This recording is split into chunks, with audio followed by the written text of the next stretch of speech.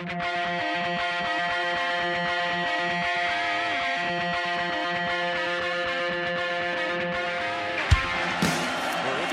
first down and 10 at their own 10-yard line. And Tevin Coleman with some running room. Tevin Coleman down the sideline. Coleman, one man to beat.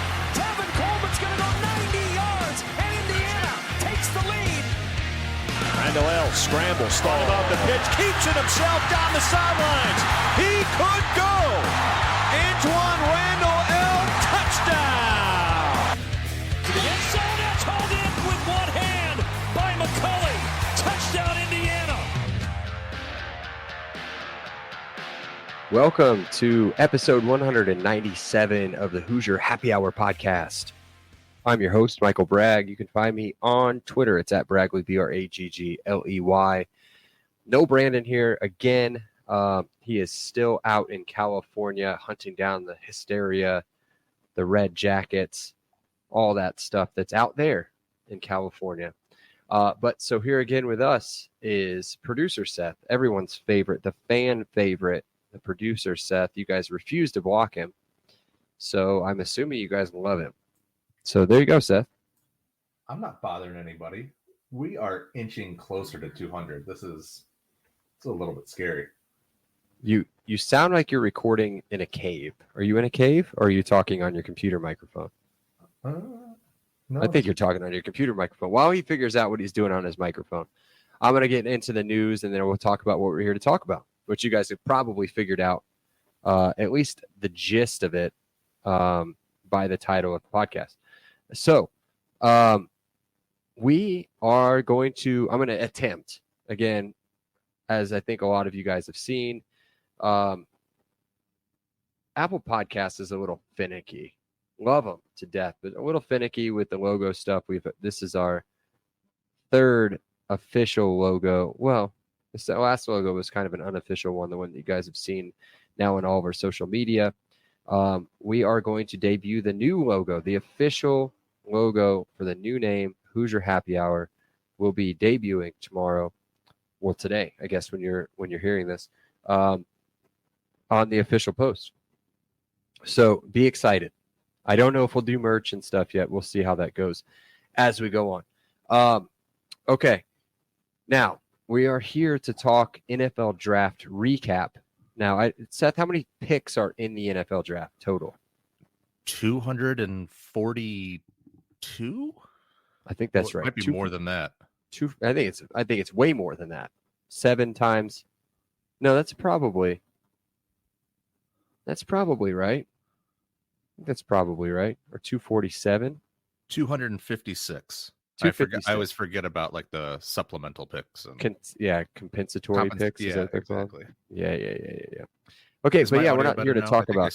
Yeah, it's so much better. Okay, good. Yeah, you were right. You're welcome. Always am. But we're just here to talk about the Big Ten NFL draft picks. There's 42 of them. We're not going to talk about every one of them. We're really probably not going to talk about any of them individually unless we get real caught up on some of them. We're going to go over what we consider the biggest surprise, whether it's too high, too low, didn't get drafted, yada, yada. We'll talk potential steals, so anything after the 4th round is what Seth says. And then we're going to talk a little bit about where our IU guys went, and then kind of the future of the program, what we're going to be looking at next year's draft. So, all right, let's get right into it, Seth. The most draft picks by any school in the country goes to Michigan, which means that they lead the Big Ten as well with 13. Are we just going to rattle them off? Do I need to do draft position, round? No, How about we just do round? Why don't we just do round? Okay. I'll just go name, probably position, because a lot of these players you're probably not going to know the position, and then what round they went in. So obviously the biggest one, everybody knows this one. J.J. McCarthy went in the 1st round to the Minnesota Vikings. Chris Jenkins, defensive tackle, 2nd round. Mike Sandstro? Sanistrel. Yep. Sanistrel, that's right. Cornerback, 2nd round. Junior Colson, linebacker, 3rd round. Blake Corum, you guys should know him. Running back, 3rd round. Roman Wilson, wide receiver, 3rd round. Zach Zinter, offensive guard, 3rd round. You guessed it. A.J. Barner, you guys ever heard of that guy? Tight end, 4th round. Trevor Keegan, offensive guard, 5th round. Michael Barrett, linebacker, 7th round. Ladarius Henderson, offensive lineman, 7th round. Jalen Harrell, edge, 7th round. And last but not least, Cornelius Johnson, 7th round. Jalen Harrell picks 252 and Cornelius Johnson picked 253. So back-to-back Wolverines in the 7th round. At 3 different times, they had multiple picks in a row. Did they really? Oh, they did, and didn't 50. And then they had 3 in a row at 83, 84, and 85. That's crazy. I wonder if that's ever happened. I can't remember it happening before, at least. Yeah. I'm not I didn't watch any of the draft other than I think maybe the Colts' first pick of the 2nd round. Let me tell you, I just followed it. Let me tell you a couple of things I see from this really quickly. Is it's a ton of players.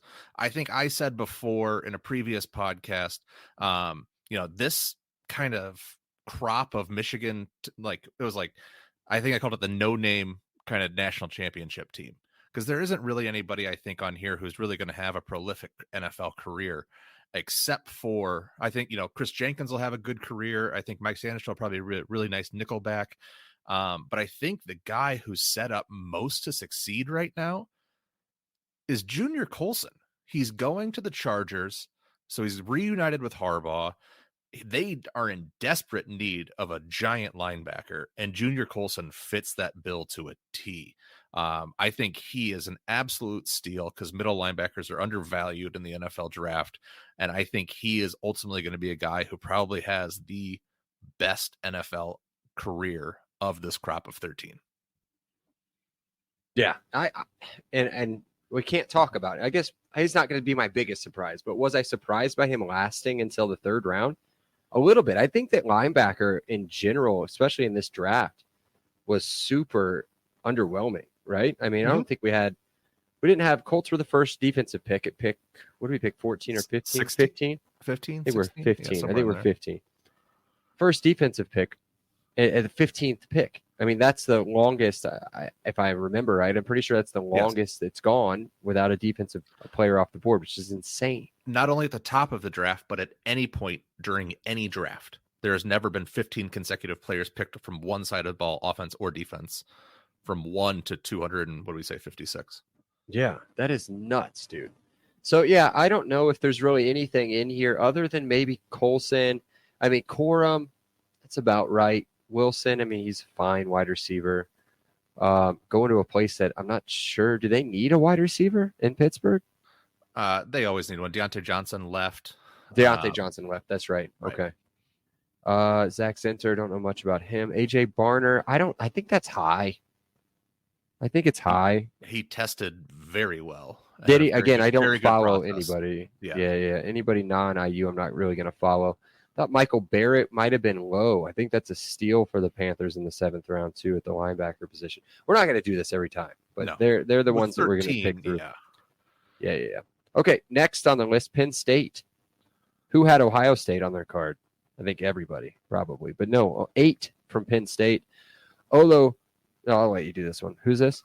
Alu Fashanu. Oh, there you go. 11th pick tackle. Yep. Overall. Yep. To the Jets, and then Chop Robinson, the former Terrapin. Yep. Off the edge with the 1st round pick over to the Dolphins. Caden Wallace, offensive tackle. We talked about them last year when we talked about Penn State, when we previewed about how good their tackles were. And IU had pretty good success against them. I felt like that game was nuts. So that game was crazy. 3rd round pick for him. Adisa Isaac off the edge, another edge rusher. So they lose both offensive tackles and both edge rushers in the 3rd round there. Theo Johnson, a guy that I thought was going to be a stud. Depending on they had him anywhere from the 2nd to the 8th best tight end on the board. He had a wide range of opinions. I don't think we saw enough Theo Johnson to know. I think this is kind of an NBA pick here where you're looking at potential body type. Theo Johnson fits what you really want in a tight end in the NFL, and the Giants got him in the 4th round. Center Hunter Norzad to the Chiefs in the 5th round. Daquan Hardy, cornerback, 6th round. And spoiler alert, probably my potential steal. Right. Kalen King, cornerback, 7th round. Yeah. Those were I mean, how do you not I thought he was third round guy. I thought he was I thought he was a very talented player. But he's built, and tell me if I'm wrong here. Let me look him up. Kalen King.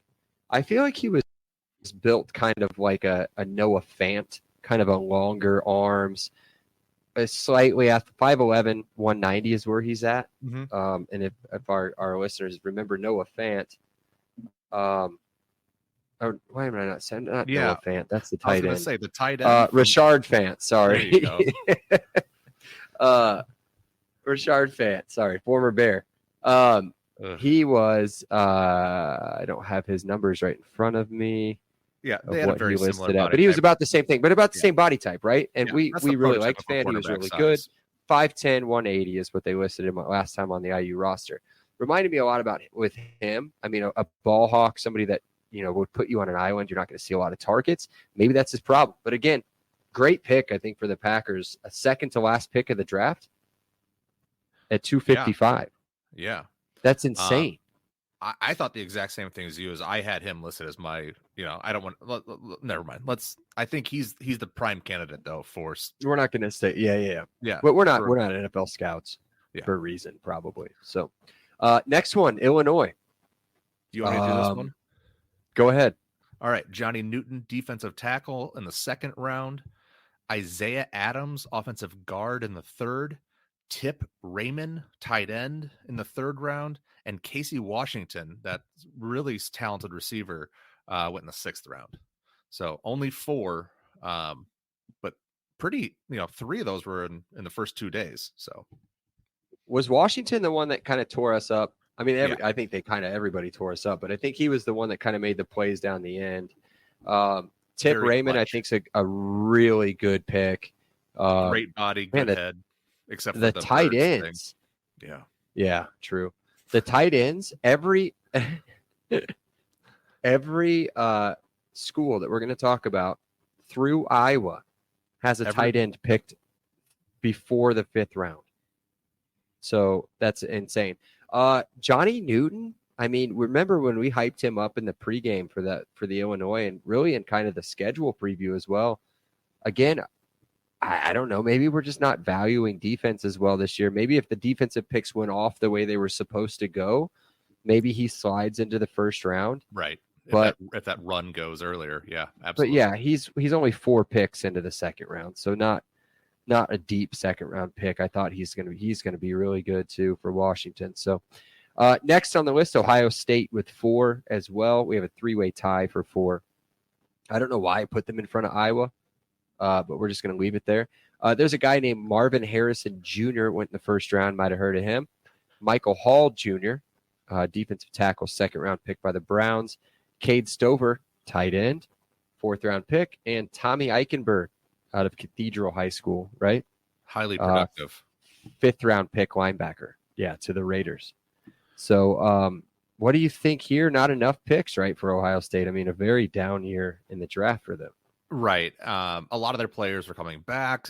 I don't know. It's one of those weird positions where they didn't really have a lot of top end talent outside of the receiver room, including Cade Stover and that. Egbuka. I'm so surprised. What's his name? Emmanuel Egbuka, whatever his name is. You know what I'm talking about? I know exactly what you're talking about. I'm going to let you hang on that one. But yeah.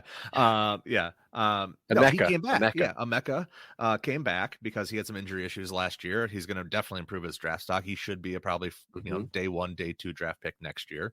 So just some players made some professional decisions, to stay. They also had some, some quarterback inconsistency. So some of their players weren't exactly, as shined as they may have been in other situations. So yeah, it's just kind of an interesting position that clearly one of the top 5, 6, 7, 8 teams in the country didn't really have a lot of top end talent, at least eligible for draft eligible. Yeah, totally agree. And a lot of it, I mean, they lost a lot of it. I'm pretty sure they've lost a decent amount of talent too in the transfer portal. Now they picked up some people as well too, but so that's for a different day. Next is Iowa at with 4 picks as well. Another guy probably should have been a first round pick. Wouldn't have been mad if I would have seen him in a Colts uniform. And apparently we've changed his last name now, the way that we say his last name. It's not Cooper DeJean. I think this is what a lot of people would say. It's DeJean. DeJean, yeah. Cooper DeJean. I think that's right. But yeah, no, that's 100% right. But I feel like during the NFL draft, they were really putting a lot of emphasis on DeJean, Cooper DeJean. And I'm like, he's not French, bro. Like, he's from Iowa. He's an absolute baller, by the way. Let's talk about this guy. Have you seen his high school highlights in basketball? Yep. Have you seen this dude? They asked him, did they ask him straight up if he could beat Caitlin Clark one-on-one? I think I heard this, that if he played Caitlin Clark one-on-one, if he could beat him or not. Go ahead and keep talking about the rest of their class. I'm going to look this up. Yeah. Eric All, tight end, went in the 4th round. He was a transfer from Michigan. Torrey Taylor, 4th round punter, drafted by the Bears. And then Logan Lee, who was a very disruptive defensive tackle, went to Brandon Steelers in the 6th round. So again, DB, tight end, punter, and D tackle, which are fairly, when you think about Iowa football last year, those are the few areas where they really excelled. Okay, I got it. Quote, a lot of teams have asked me if I could beat Caitlin Clark just being from Iowa. I said, I think I can. She'd probably score a few buckets on me, but I think I could pull it off. And I guess he did a little bit of a backtrack a little bit later. Let's see. He said on the April 25th, yeah, I think I could too, but I said it'd be close. It'd be close because it's winner take the ball and she'd get it first and she's hot. I don't know. What do I mean? Right. That's end quote. So I don't know. I hate to do that. Caitlin Clark, a fever now. Cooper DeJean, an Eagle. So go Caitlin.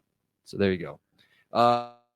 Moving on, and I think a team that I'm surprised with the picks that were made, and I'm not gonna give away my real potential steal. He is from this school though. Maryland, 2 picks. Delmar Glaze, offensive tackle in the 3rd round, and Tarheeb Still, cornerback, 5th round. Those are the 2 picks. You got anything you want to add to that? Kind of boring. No. Glaze was not on my radar until late in the draft process, so that was a little bit of a surprise. And I think the guy that you and I are avoiding talking about was probably a large surprise that he was not on here. I would have anticipated probably, at least originally, before the draft process started. I figured, probably a day 2 guy. So, yeah, I don't know if we're talking about the same guy or not, but I'm interested if that's going to be in your potential steal or not. All right, here's a surprise pick for me, and I think we might need to talk. We're going to skip Purdue for a second. Wisconsin with 2. They've got a huge surprise. Purdue does. I cannot believe this dude got drafted. Wisconsin with 2. My boy, Tanner Bortolini, center, going to the Colts in the 4th round. This dude, when they talk to him, he doesn't compare to the guy from Pitt. The tackle from Pitt, I don't know if you've seen the draft video with Chris Ballard and Coach Steichen. I might have to send it to you. It is amazing. This dude is F-bombing left and right or whatever. Taylor's going to be good, though. Or Tanner's going to be really good. Tanner Bortolini going to be really good. Their other pick was Braylon Allen in the 4th round as well, going to the Jets, the running back. A lot of talent with Braylon Allen. I'm not sure we saw it. I don't think we saw enough Braylon Allen for him to be a 4th round pick in the NFL draft. I think maybe another one of those NBA picks, as I put the quotations there. But again, Wisconsin, 2 picks. Very down for Wisconsin in the NFL draft. So, but again, right at their positions of strength, and notoriously, offensive line and running back. Yeah, of course, that's their pipeline. With some surprised not to see some tight ends and some linebackers, a middle linebacker. All right, Purdue with 2 picks, and this might be the biggest surprise of the draft. How did Tyrone Tracy get drafted? He is an athletic freak. He has tons of experience, and he doesn't screw up. Is it a kick returner pick, you think? He is a 3rd down back. He is a kick returner. He is a guy who will be a gunner on special teams. He has skills that NFL coordinators can take advantage of for a few years. You know what? This is your team. I'll let you talk about the next guy. But I'm Dude. surprised on where he went as well. I had him as an undrafted free agent, but like a highly coveted, this is the same thing. Let's be real. It's the same thing. He just gets a contract on this. He is an athletic freak, ran a super fast 40, super great shuttle times, just doesn't have good tape. So it's Who's his name? You didn't say his name. Oh, sorry.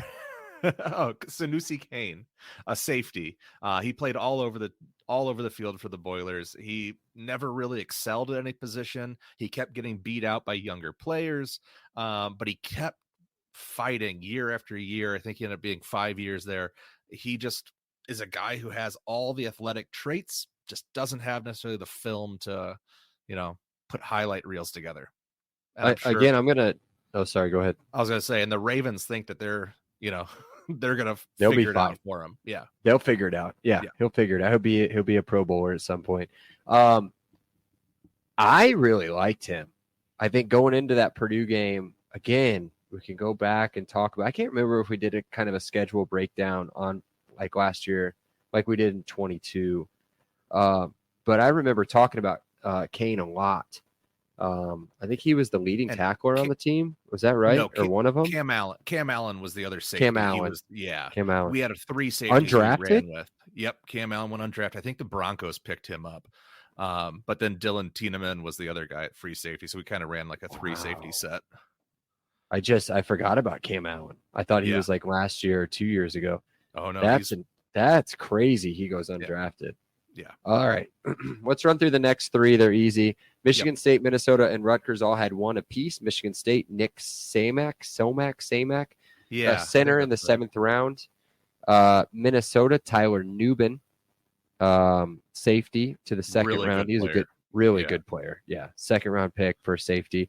And then a guy that I was really, really hoping the Colts were going to avoid, and they did. Max Melton, cornerback, 2nd round pick to the Cardinals. Rutgers royalty, baby. When I saw his name go off the board, well, granted, we took Mitchell before him. Was that before him? That would have been before. No, we traded back. I'm trying to think when we go. It doesn't matter. We didn't take him. That's all that matters. But he's he's a decent player. I just don't know if he's going to translate well to the NFL. All right. Anything you want to add there before we get to biggest surprise? I know we've kind of talked about this a lot. Yeah, we flirted with this a lot. Let's get into it. I'm ready to dig in. All right. I will go first real quick because mine will be quick. I think my biggest surprise is this just based off the people that did get drafted? Is that what we're talking about? It's both. Did get drafted, didn't get drafted, who got snubbed that you were like, oh my God, I had that guy as a really high draft pick or something like that. Yeah, I'm going to stay in West Lafayette. I think the 2 people that did get drafted, Tyrone Tracy doesn't make any sense to me. Sanusi Kane, I agree, but I think he needed to be higher. I think he's anywhere between 5 and 6 round grade. And Cam Allen, you just added to it. Mm-hmm. Cam Allen, I thought was easily a draft pick. And then I'll go 1 more, and then I'll let you go. I'll let you fly. 2 more. Really surprised with AJ Barner on how high he went with the lack of tape. Now, granted, again, another NBA guy. Another NBA pick where you're going to see flashes. You see flashes at IU, and then you see really good stuff at Michigan when he gets with a good coach and a good offense, where you see the blocking, you see some catches. But again, nothing that blows you out of the water stat-wise. And then Braylon Allen. I don't get it, man. He wasn't a 1,000-yard rusher, I don't think, last year. Not anything that really jumped out for him. But again, he could be a solid back. He's going to the Jets where running backs go to die. So I don't know, man. I don't know. He don't literally die, Seth. Don't make the face. Don't do the face. Well, I'm going to see how many yards he got rushing. If it's going to show me. Now that he's a Jet, it's not going to show me. I got to go to the Wisconsin site. All right, do your stuff. Do your surprises. Yeah, yours are going to be more researched probably. Of course they are. So I thought the guy you were talking about at Maryland was Bo Brady or Braid. I always forgot if he actually pronounced that was my other safety. Yeah. I was going to do that. I was going to put that as my potential steal after the 4th round because he was signed as an undrafted free agent. Yeah, you can still use him. Yeah, he got drafted All by the not drafted. He got picked up by the Ravens, local hometown team, so that made a lot of sense there. But he was a guy who had eligibility left, declared for the draft, had a ton of tackles from a safety position. He can range all over the field. I thought he was an absolute, no doubter draft pick. Not like necessarily like a first or second or third rounder, but I thought he was definitely a roster guy. So I think he'll make a team. One of the ones that was really surprising, because I saw first round grades on him all of last year, and that was Newton's running mate at Illinois, Keith Randolph Jr. Again, a Yeah, guy did who he has not just get drafted? didn't get drafted. The Bears got him as an undrafted free agent. Wow. Yeah, another Wow. hometown pick up there. Just a complete shock that a guy who was, up until kind of mid-season was potentially a first or second rounder. I don't know what the story is, but I think the Bears are ultimately going to be glad that he's going to make their he's going to be in their camp. And then the one who I thought, again, we're going to stay with the Bears here. This is my last one. And everybody was raining shit on the Bears for taking Torrey Taylor, the punter from Iowa, in the 4th round. And you guys even in some of my guys text groups were giving me crap about it. And I didn't see it as an issue. Trenton Gill was not a good punter last year, had several shanks. He needed to go, it was their last draft pick at the time. They ended up trading back into the 5th round to get a guy, but he was their last draft pick. And so it's not crazy that a punter gets drafted 4th. Well, I'm not saying Torrey Taylor wasn't a 4th round value. Just usually people don't go there. Teams don't go there until probably the 5th or 6th round, but you go a little bit early because you don't have any picks left at that point. So I thought it was a great pick. But it's the weird thing is you look at the Bears now moving forward. While it's a huge need, if Caleb Williams' promise comes true, apparently they won't use him. So, if he punts, 16 times a season or something, I guess it was a weird 4th round pick, but we'll see. Yeah. I was going to go through see if the Colts got any undrafted free agents from the Big Ten, and they didn't. The one name that kind of stands out is Caden Slovis. Okay. Now, he's the transfer from USC that went to BYU, right? Is that right? I think he stopped somewhere else in between, too. Maybe West Virginia is coming to mind. I could be wrong. Maybe. I was trying to look that up, and then I just kind of lost interest. Let's move on to potential steals. This is after the 4th round picks. My pick again was Bo Brady from Maryland. I was big on that dude. I thought he was a really good player. I think he was a 4-year guy there. Started a lot. You can see what Maryland safeties are doing in the NFL right now. I mean, Nick Cross with the Colts. Again, a really good player for Maryland at college. Has been a decent player so far with the Colts. I don't think that he's really made his breakthrough yet, but now he should this year. That's my big one. I also think that Kalen King as well is my biggest steal. We talked about him a little bit earlier, but Kalen King is for me, he was a major slip and almost didn't get drafted. Yeah, he has a very high. So he's the guy I had for potential steal.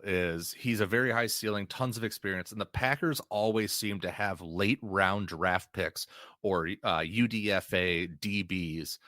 That's way too many letters to be back to back. Undrafted free agent defensive backs playing well. As a Bears fan, they always have some random guy like a Gunter or some guy out back there who you've never heard of, wasn't highly drafted, wasn't highly regarded, but all of a sudden, it kind of plays really well for them. So I fear he fits that mold perfectly for the Packers. Yeah. Is that it for you for biggest steal? You think that's it? I mean, we can look through some of these real quick. I think Cornelius Johnson, a 7th round pick going to the Chargers with Jim Harbaugh. That could be a good pick. I think Tyler Nubin to the Giants to replace what's his name? Is it McKinney. Xavier McKinney is going to be a huge, perfect replacement for him. I really like Tarheeb Still, most of the time. He gets beat. He gets a little bit sloppy every once in a while with coverage and technique. But again, who can fix that? It's Jim Harbaugh. So, it's one of those things where I think there's a lot of guys. I think Logan Lee is a great draft pick. The Pittsburgh Steelers typically do pretty well up the middle. So as a 6th rounder, if he ends up making the team, ends up being effective, that's great. Tommy Eichenberg, again, super talented player, has lots of experience. Hustle guy. Yeah. Major hustle guy. I don't know if he ever becomes a starter though, but I think he fits in. The Raiders need help on defense. So there's a lot of places where players can really excel given their exact situations. But,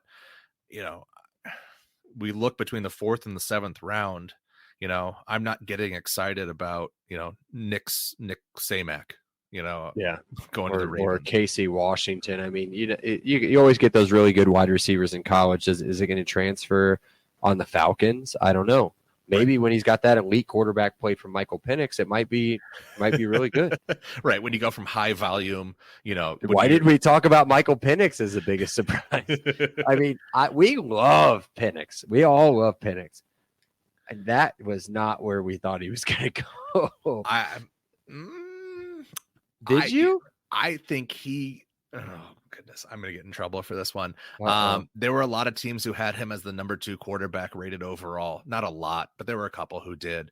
There were so many injury concerns. There were a lot that had him 3rd or 4th as well. So he was right there with JJ McCarthy, kind of fighting it out potentially for.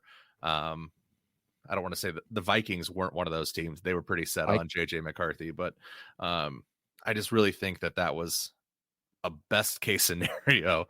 It's great. He gets to sit for like a year and a half. Great situation. Maybe for Cousins. Maybe he's coming off of an Achilles, Cousins. You don't know what he's going to be. I don't know. And you said that, and I kind of cut in a little bit. But biggest surprise, I thought, again, we could go back to JJ McCarthy. I totally forgot it from him. He's the very first person we talked about. What? That's way too quick. And then Bo Nix. Oh, shortly after going to Denver's in trouble. That's an awful situation. Yeah. I think JJ McCarthy, and you can take this positively or negatively, is the perfect replacement for Kirk Cousins. Okay. Here's the big knock, and I'm sure everybody's heard it that listens to us because they like football. I'm assuming if you're listening to a football podcast in May, that his biggest knock is he didn't do anything passing the ball. All he did was turn around and hand off to Corum or number 7. I can't remember his name. Donovan Edwards. Edwards, yeah. Hand off to him or the 3rd string guy. It didn't matter. Or whatever. He wasn't doing anything crazy. But then if you go look at their wide receivers that got drafted. They got 2 draft picks in the wide receiver room. He did something. I mean, he showed flashes. Is it going to translate to the NFL? We shall see. He's got a good wide receiver room that he's walking into. So. Yes, that's the biggest gift they gave him was JJ and Addison. Yeah. Yep. And then he's got who's the running back there still? Oh goodness gracious. Is it Rudolph? Tight end? Kyle Rudolph? He hasn't been in the league. It's Hawkins. No, Hawkinson? Is it? I think it's Hawkinson. I can't believe that I keep getting the Lions and the Vikings tight end. Yeah, because they traded him. Kyle Rudolph pops up. Hawkinson. It's Hawkinson. Okay. Yeah. Oh, dude, there was another one. This will take you back. You ready for this one? Visante Zinchenko or whatever his name is. Not Zinchenko. Yeah. Sineko or whatever. Shienko yes. Or something like that. Yeah. He was like on the Giants for a while. That's right. Yeah. Oh, goodness. There you go. That one popped up too. All right. Let's get out of this rabbit hole before we get too deep.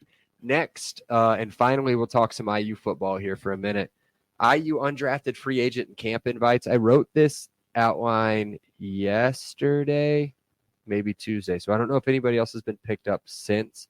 But the 2 that got picked up right after the draft are the 2 that we thought might have gotten drafted out of the crop that went into the draft. So that's Aaron Casey, linebacker. We know him. Going to the Bengals, I think that's a good spot for him. We'll see. We'll see what happens there. I don't know. I think maybe he's a special teams guy, practice squad guy. But if there's a place for him to break in, I think Cincinnati's a good spot. And then Andre Carter going to the Jaguars. Again, we'll have to sit and see. I don't know. Any thoughts on those two? No, I think Aaron Casey's got a little bit of an uphill climb. I think he's got talent, but Cincinnati is a really quality team, and it's going to be a tough roster to make, no matter regardless of how much talent he has. I think he'll be okay. I think even if he doesn't go there, I think somebody will grab him. He'll be okay. He'll be all right. The two camp invites that we got, one of these is a massive surprise, and I'd like to hear your thoughts on this. But Sean Ratcher, our boy, long snapper, going to the Giants, and he's got a teammate coming with him, DeQuise Carter. How? We love DeQuise Carter. Thank you, DeQuise, for your 1 year of service. But how? The only thing I can think of is that he's a depth slot receiver and or return specialist. Good luck, sir. I that was not something I had expected. But if you're given a chance, make the best of it. I mean, nobody's gonna feel sorry for you. So go out there, give it your best, and the Giants receiver core is not exactly their strong suit. They need weapons. So if he's able to help them and make their roster, that's fantastic. Yeah, of course. And we all, all the love to DeQuise. Good luck, buddy. Just somebody that I didn't see out of our crop of people, which isn't the deepest this year. I didn't see that one. But congratulations, man. Hopefully you can do your thing. Let's move on, and then we'll start to wrap up here. I want to talk about Racker really quickly. Ratcher. Talk about him. What did I say? Ratcher? It's Racker, right? It's Ratcher. It's Ratcher. Yeah, it's Ratcher. We've talked to him. We'll go back and listen to him. I can't remember. So the Giants currently have a 33-year-old long snapper named Casey Kreider. This is the time. The vultures are circling. Go out there, Sean. Take that roster spot. Yeah. I think he was the one guy, I think, going into this year that we were like, I think he's going to be pretty good. And we go back and you can look at I remember reading some stuff about him while putting the outline together. Phil Steele had him on all Big Ten 3 years in a row as the long snapper. It's a very special position. You don't see them drafted too often. So we'll see how that goes. I think the only ones who've ever been drafted were drafted at a different position than they got converted. But yes, they're almost always undrafted free agents. Here's the question of the day. I almost called you Brandon. Seth. Oh my God. And I think you have to lean one way just based on numbers, but I'm interested to sit here and have a conversation, and maybe we can come up with just a few players that might fit this bill.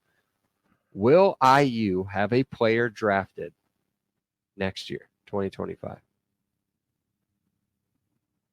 All right. I'm going to okay.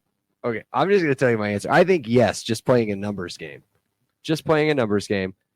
I'm just going to say yes. Now we have to figure out who it is, right? Go. What's your thing? Here's the math I did. The receiver room. Great group of prospects. I think McCauley, I think Sarrett. I think both of them have real potential, even Omar Cooper. But selfishly, every single one of those guys has eligibility remaining after this year. Mm-hmm. Don't you want every one of those guys to come back? Yes. What about one of the Miles? What about Miles Price, who really has been showing off in camp and spring ball? Does he have a shot? Yeah. Okay, we'll see. No idea. Not enough to know. Carter Smith falls into that same camp, doesn't he? He's too young, right? You want him to come back? This will be year 3. Yeah, be a redshirt sophomore, which is the first year you'll be able to go pro. Yeah, but selfishly, he'll have eligibility remaining. Don't you want him to come back? Of course. Yes. So the only guy that I can think of who it will be out of collegiate eligibility is Big Cat. Oh, Big Cat. He's got a chance. He's got the right body. He's got the right attitude. And I think he's the type of guy who would be a perfect day 3 guy to fill out a roster, to be a 6, 7, 8 offensive lineman going into a, not a training camp, coming out of training camp. So I think Big Cat, he's the most fun player to root for. So I put it at a 50-50. And I said yes, just because I want to root for Big Cat. What about somebody in the defensive backfield? You don't see anybody there. You don't see Jameer Johnson having a big year. You don't see Sean Asbury having a big year, or Terry Jones Jr. having a huge year. No, those guys are done after this year. So yeah, those are not guys, Jameer Johnson, but the other two.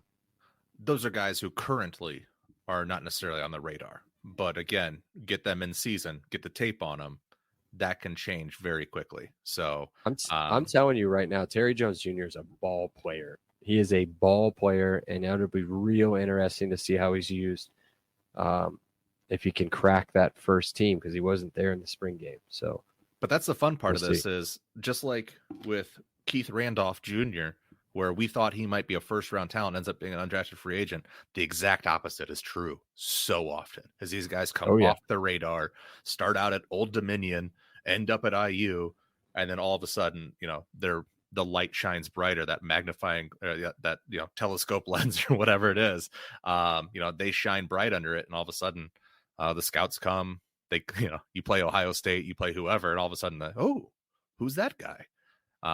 So it's really a good opportunity for a lot of these guys to make a name for themselves. Yeah. Is that it? I think that's it for that part. Okay. No promo. Again, as I said, we love Mode on Track Club, but we're open. We're open here. So just reach out to us, shoot a DM in the social media. You can reach out to me, Michael, at BragleyProductions.com.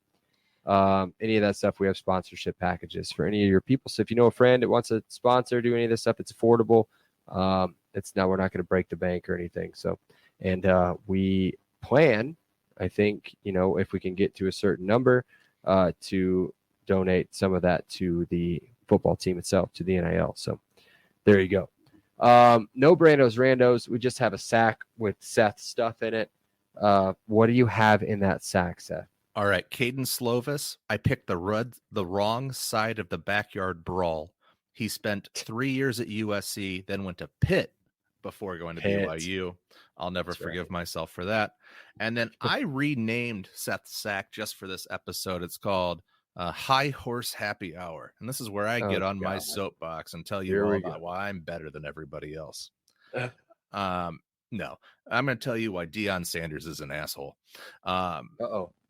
He went from a fun story with tons of hype, doing great things at Jackson State, improving the Black community, doing all these, great stories. He got Travis Hunter, one of the top overall, maybe even the top overall in some, scouting reports, to come to Jackson State, foregoing Florida State, foregoing, anywhere else he wanted to play. He could have gone, went to Jackson State, followed him to Colorado. He has his sons playing for him, one at safety, one at quarterback, the quarterback of the defense, the quarterback of the offense. He calls Travis Hunter his son. He has all of this fantastic hype and this great story. And within less than a year, he's just returned into a complete self-righteous asshat. You can trash players on the way out that you never coached. When that original crop of Colorado players transferred out and he, gave them all shit on the way out, it's probably not a great move, but you can claim he's looking for fighters or spit it as some kind of house cleaning and, got to get out the bad to bring in the good. But now he's trashing his own guys, and his most high profile players, except his sons and Travis Hunter, have essentially told him to screw off, and they've all left. Dylan Edwards is now at Kansas State. McCormick, who was another really good corner, I can't remember where he went to, but he's gone. All of their good players are gone because they don't want to deal with this circus.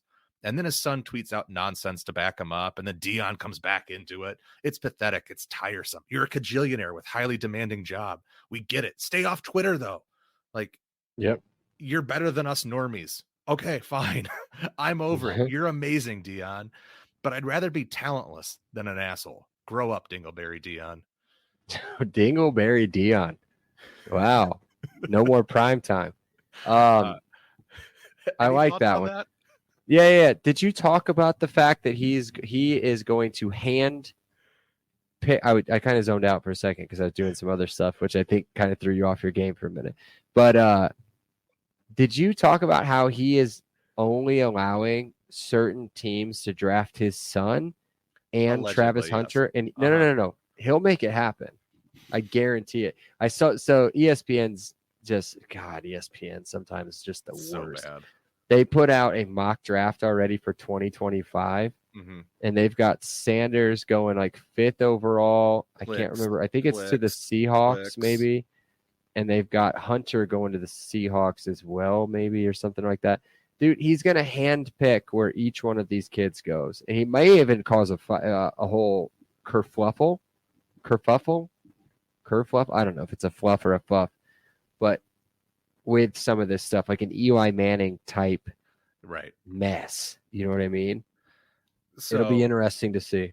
I just, again, I loved him as a player. He was just amazing to watch. Offense, defense. I had his rap album. Played freaking baseball. Like, how much cooler can you be? And then he went on and transitioned to this, like, which I did not expect. This I think he worked with HBO for a while, or Showtime, or whoever it was, and he was in all these all these game day shows, and he did great. He was relatable. And then he just turns back into, it's just so disappointing. You have so much to do. You've got an entire roster to replace again. Go out there and do that. Stop wasting your time, getting in Twitter beefs. I just think I don't know. It's just so stupid.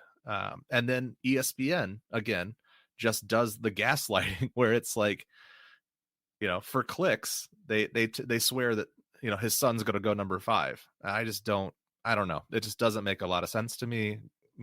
I hope they all figure it out, and it'll be real. And the bad or the good thing is, if they win, if they're relevant, that's an amazing story, and I'll get right back into it, and I'll fall for it all over again, because Ralphie's awesome, and Denver and Boulder is awesome, and there's so much to root for there. But just don't be an asshole. All right, so that's my high horse. Yeah. Now I'm going to inform some people. Yeah, there you go. I got one more thing. Did you know? I'm going to inform somebody real quick. Did you know that? Okay. Did you know that Deion Sanders, former Indianapolis Indian? I did not know that. Yeah, I think it was when the Indians were I think they were with the Reds. I think he was on the Reds roster for a second. So, yeah, there you go. Right. Are you making note of that so you can check on it? Of course I am. I'll try to show you. All right. And the other thing is, we are 2.5 months away from NCAA 2025 coming out. They have finished recording all of the in-game commentary now. They're going to have multiple announcing teams. So depending on the importance of the game, you're going to get different commentators, different play-by-play guys. So it's going to be a really cool experience, very similar to how, how commentators work now. You have the top broadcast team doing the top games and subsequently down on the line. So I know we're coming into summer, and your families want you to use PTO for vacations and beach trips, but make sure you save a day or two for the historic release. That's it. Yeah.